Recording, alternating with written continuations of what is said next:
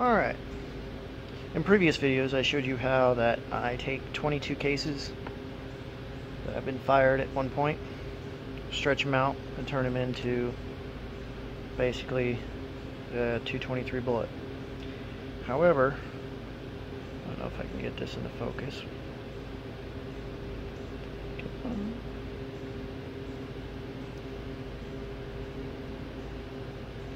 Yeah, you see how it's wrinkled.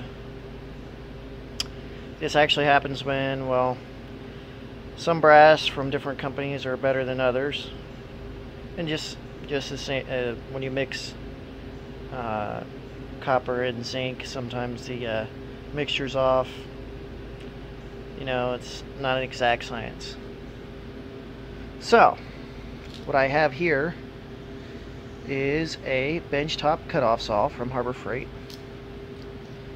which is designed for softer metals such as brass and what I've got here, copper, tubing, and so forth.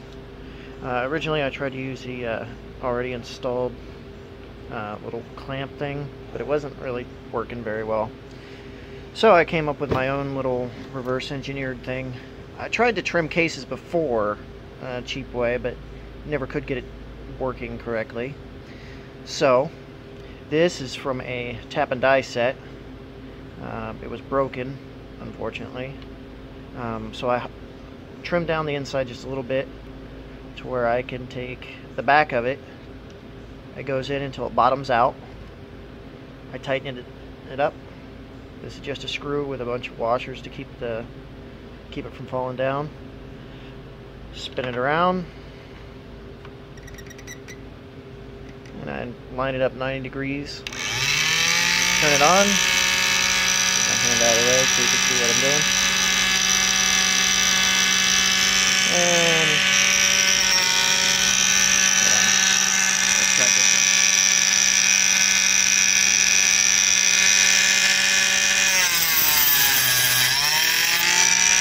And cuts off the head. This chops off the little heads. As you can see, I've got more than one in there. So I spin it around back here, unlock it, and it cuts it off relatively well. Again, these aren't going to be perfect, so I guess they're made from 22 cases anyway, so they're not going to be perfect. So I bring this back here and adjust the die that normally rounds the top off, which I've got a stack here of ones that have just been cut. I run them up and turns it into a kind of soft point. I've weighed them out. I'll do that again right in front of you guys.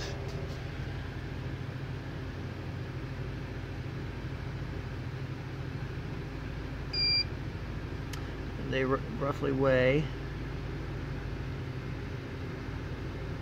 51 to 52 grains, which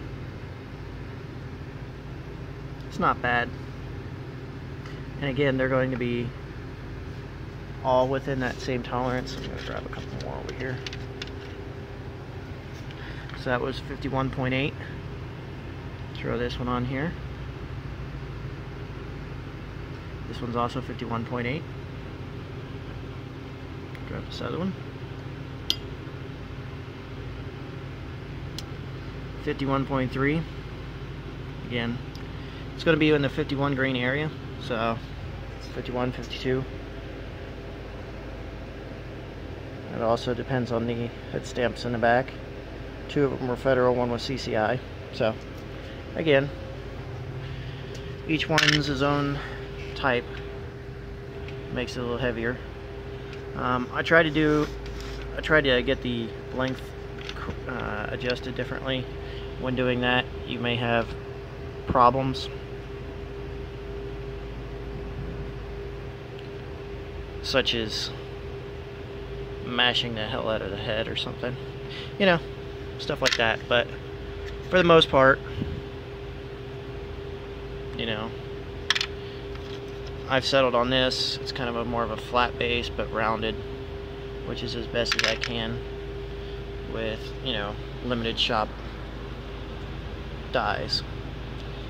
So again, I used to reuse those before cutting the heads off and figuring out this way to use it. I used to just throw them in a shotgun shell and shoot them. But, you know, I wanted something a little bit better than that. Again, these are the 55. They're a hollow cavity inside. They work really well.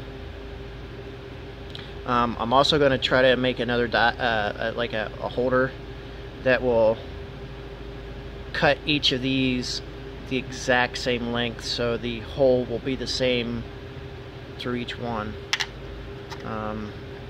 This one is a little bit smaller than the other one, but again, the tolerances were different, and I'm just learning how to do this. So if you guys want me to do more of this or have quick questions on it, let me know. Thanks. Bye.